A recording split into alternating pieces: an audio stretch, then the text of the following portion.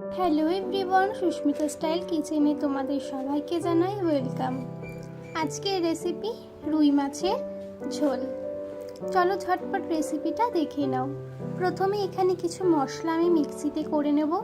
তার জন্য এখানে আমি কটা শুকনো লঙ্কা, দুটো তিনটে রসুন আর আদা আর একটু জিরে, একটু ধনে আর একটু কাঁচা লঙ্কা দিয়ে এটা আমি মিক্সিতে করে নিয়েছি। এখানে আমি রুই মাছগুলো কিন্তু নুন হলুদ মাখিয়ে রেখেছি। আর এখানে কিন্তু আলুগুলো আমি মাছের যেরকম আলু কাটা হয় সেরকম করে কেটে নিয়েছি।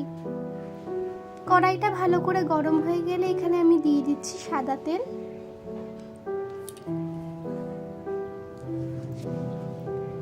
তেলটাকে একটু আমি স্প্রেড করে নেব। তেলটা যখন ভালো গরম হয়ে যাবে, ধোঁয়া বেরিয়ে যাবে, তখন কিন্তু আমি এক এক করে সবকটা মাছ দিয়ে দেবো। মাছগুলো কিন্তু এপিট ওপিট করে ভালো করে লাল লাল করে ভেজে নেব।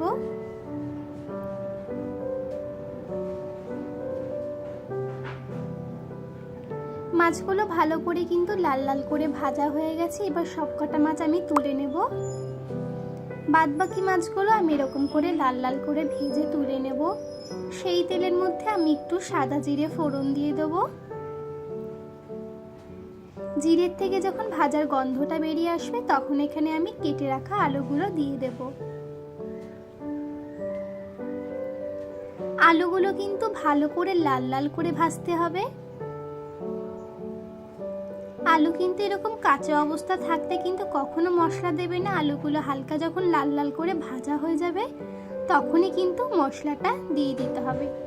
এখানে কিন্তু লাল লাল করে আলুগুলো ভেজে নেওয়ার পরে আমি মশলাটা দিয়েছি। মশলাটা কিন্তু ভালো করে আমার আলুর সাথে মিশিয়ে নিতে হবে। এখানে 1 চামচ হলুদ দেব আর 2.5 চামচ মতো নুন দেব। সবকিছু একসঙ্গে ভালো করে কষিয়ে নিতে হবে। যতক্ষণ না তেল ছাড়তে শুরু করে দিয়েছে ততক্ষণ পর্যন্ত কিন্তু কষাতে হবে। একটু একটু করে জল দিয়ে দিয়ে কিন্তু মশলাটা কষাতে হবে, নালে কিন্তু কড়াইতে লেগে যাওয়ার চান্স থাকে। ভালো করে কিন্তু মশলাটা কষানো হয়ে গেছে, দেখতেই পাচ্ছ। এবারে কিন্তু আমি জল দিয়ে দেব। আমি এখানে ছোট বাটির মতন কিন্তু 3-4 বাটি জল দিয়েছি। এবার কিন্তু জলটা যখন একটু ফুটে আসবে তখন কিন্তু ভাজা মাছগুলো দিয়ে দিতে হবে। রেসিপিটা কিন্তু একদম সহজ আর খেতেও কিন্তু একদম অসাধারণ লাগে।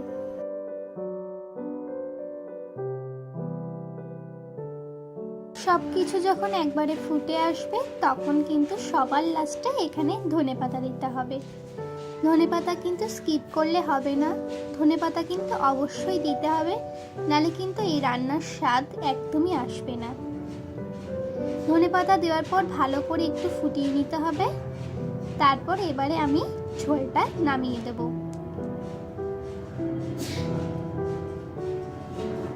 খুব সিম্পল আর অসাধারণ কিন্তু একটা রেসিপি। অবশ্যই তোমরা বাড়িতে ট্রাই করো। আর এরকম ভিডিও দেখার জন্য অবশ্যই আমার চ্যানেলটাকে সাবস্ক্রাইব করে দিও।